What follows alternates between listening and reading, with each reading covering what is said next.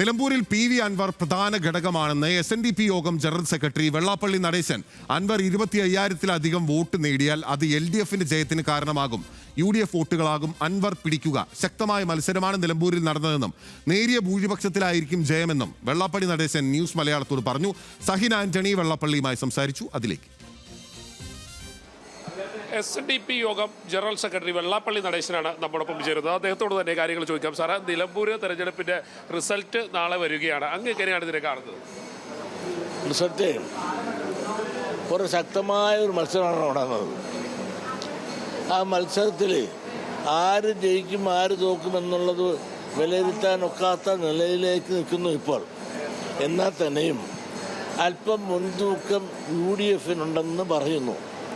പക്ഷേ ആർക്ക് മുൻതൂക്കമുണ്ടെന്ന് പറഞ്ഞാലും അതിനുപരി ഒരു അട്ടിമറിക്കപ്പെട്ട ഒരു വോട്ട് LDFന് കിട്ടാനുള്ള സാധ്യതയും തള്ളിക്കളയാനൊക്കത്തില്ല.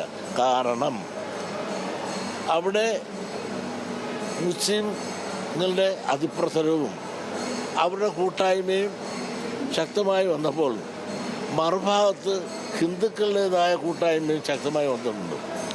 ആ ഹിന്ദുക്കളുടെ വോട്ട് സ്വരാജിന് പാർട്ടിക്കുപരി കിട്ടാനുള്ള സാധ്യതയുണ്ട്.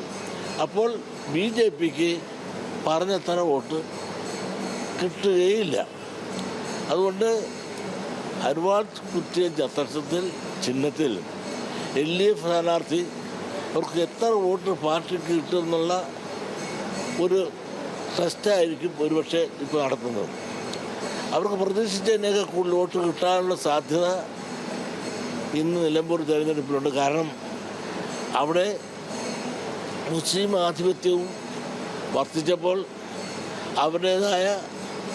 അതിൻ്റേതായ ദാർഢ്യവും വർദ്ധിച്ചു നിൽക്കുന്ന ഒരു കാലം വന്നപ്പോൾ മറുപുറത്ത് ഹിന്ദുക്കളുടേതായ കൺസോളിഡേഷനും ആ ഹിന്ദുക്കളുടെ വോട്ടിൽ നല്ല ശതമാനം പാർട്ടിക്ക് അതീതമായി ഇടതുപക്ഷത്തിന് കിട്ടിയതുകൊണ്ട് വിജയം ആർക്ക് കിട്ടുമെന്ന് തീർത്തും പറയാനൊക്കില്ല. ആര് ജയിച്ചാലും ചെറിയ ഭൂരിപക്ഷത്തിൽ മാത്രമേ ജയിക്കുകയുള്ളൂ. അൻവർ ഒരു ഫാക്ടറാവുമെന്ന് അങ്ങ് വിചാരിക്കുന്നുണ്ടോ?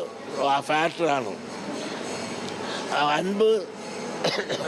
അൻവർ 25,000 വോട്ട് പിടിക്കുമെങ്കിൽ LDF സ്ഥാനാർത്ഥി അവിടെ ജയിച്ചിരിക്കും.